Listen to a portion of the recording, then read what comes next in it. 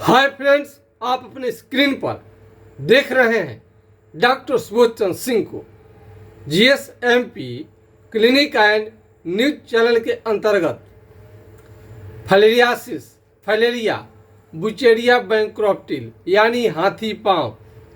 पैर यदि आपका मोटा होते होते हाथी के समान काफ़ी मोटा हो जाए तो इसको हम बुचेरिया बैंक्रप्टिल कहते हैं।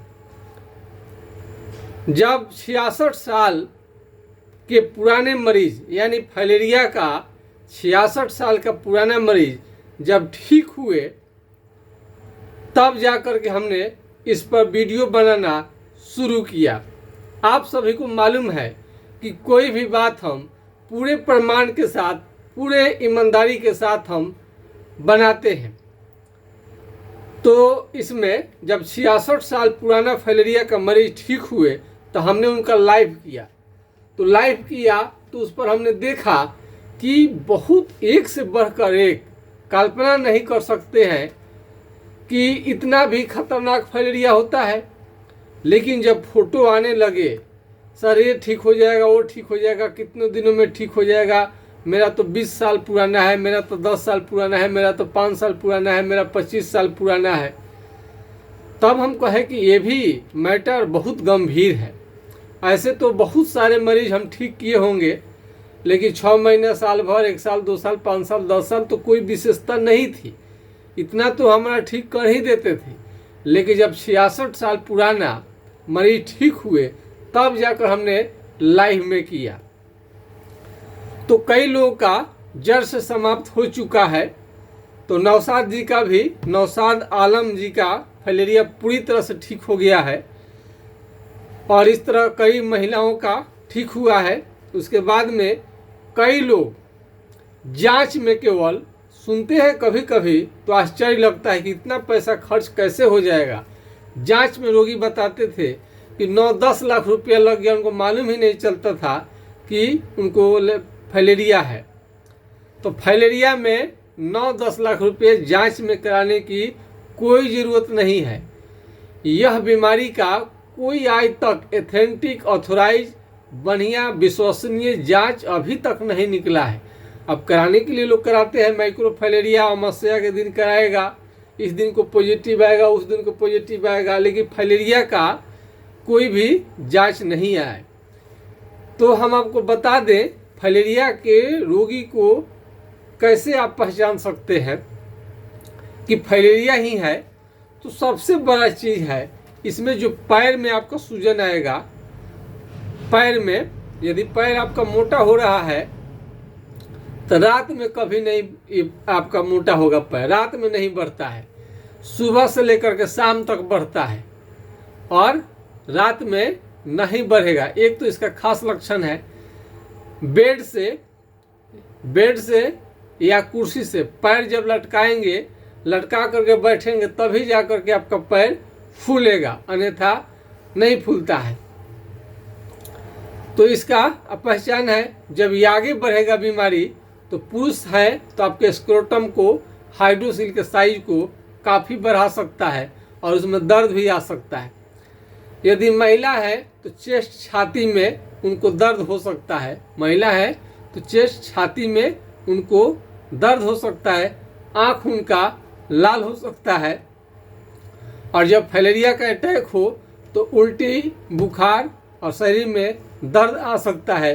कई फाइलेरिया के मरीज को तो लगेंगे कि भूत खेला रहे हैं, काफ़ी उसमें कंपन रहता है शरीर में। अब इस फाइलेरिया में इस तरह से तो पैर आपको देखते ही होंगे, ये पैर आपका फाइलेरिया का है। एक पैर या दोनों पैर फूल सकता है और यह बीमारी मच्छर के काटने से होता है।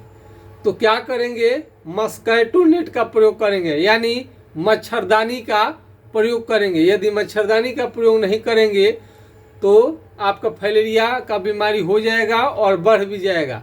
और मच्छर के काटने से यही नहीं, कई प्रकार का बीमारियां होता है। 50% से तक समझ सकते हैं कि बीमारी तो केवल मच्छर के काटने से होता है। यदि चमड़े का बीमारी पहले से है और मच्छर काट लेंगे तो आपको और चमड़ा का बीमारी बढ़ जाएगा। और जब मच्छर काटते हैं तो बहुत देरी तक खुजली होता है, और बहुत ज़्यादा खुजला दिए और उस पर ध्यान नहीं दिए, घाव बन जाएगा, तो हो सकता है कि फाइलेरिया का शुरुआत आपको हो जाए। इसमें चमड़े का जो फाइलेरिया पैर मोटा होता है, ज़्यादा पुरान होने पर उसमें घाव बना लेता है और पानी मवाद आपको उसमें से आ सकता है। यदि पेशाब यदि दूध की तरह आए, दूध की तरह पेशाब आए, तो ये भी फाइलेरिया का ही लक्षण है। इसको भी आप ध्यान में रखेंगे। और फाइलेरिया में जब बुखार के साथ आता है फाइलेरिया, तो उस समय पैर आपका मोटा हो जाता है और इसमें केरला तक लोग चले जाते हैं, ट्रिमिंग करा कर आते हैं। ट्रिमिंग कराने से भी कोई फायदा नहीं आता है। आप बहुत जगह से घूम लिए हैं, फाइलेरिया का उपचार कराते कर थक चुके हैं, तो आपको हमसे ज़रूर एक बार राय सलाह लेनी चाहिए। रंजीता कौर जी हैं, पंजाब की महिला है, उनका पैर का ऑपरेशन भी हो गया लेकिन बीमारी नहीं गया, आज वो बहुत अच्छी तरह से ठीक है। फाइलेरिया एक झंझटिया, एक असाध्य बीमारी के अंतर्गत आता है, लेकिन बड़ी मुश्किल से हमने रिसर्च किया, तब जा कर के फाइलेरिया ठीक होता है और हमने मरीज को लाइव में भी दिखाया है। और कई मरीज, नौशाद जी तो विदेश में जा रहे हैं, विदेश में जा रहे हैं फाइलेरिया ठीक होने के बाद में।